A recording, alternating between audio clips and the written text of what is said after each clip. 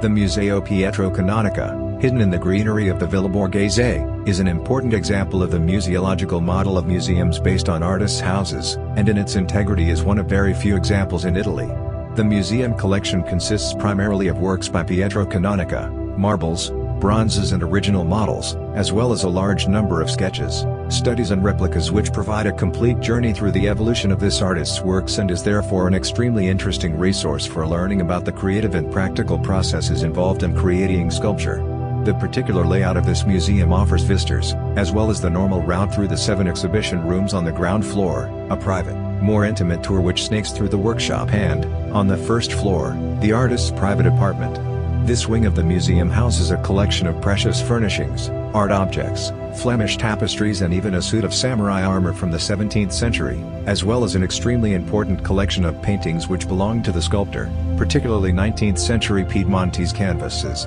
including works by Enrico Gamba, Giovan Battista Quattrone, Antonio Fontanesi, and Vittorio Cavalieri. During the Great War, Pietro Canonica saw the collapse of the world he had learned to count on, aristocracy. Born in Moncalieri, in the province of Turin, in 1869, before the war he had added artistic beauty to the most illustrious courts in Europe. All the most important noble families of the continent, from the British royals to the Russian czars, had commissioned him busts and portraits, in which they could see their most intimate identity take shape with elegance and realism.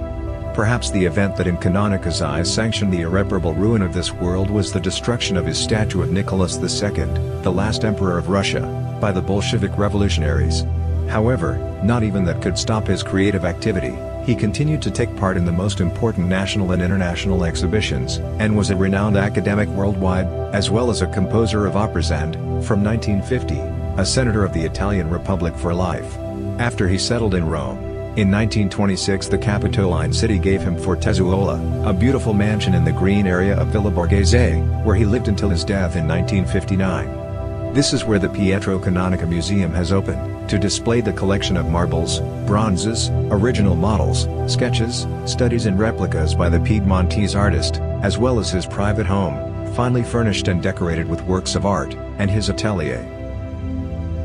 Pietro Canonica was born in Moncalieri in 1869. He attended the Accademia Albertina in Turin, in Italy which had only recently been united into one country and was laboriously engaged in the difficult work of constructing an Italian identity.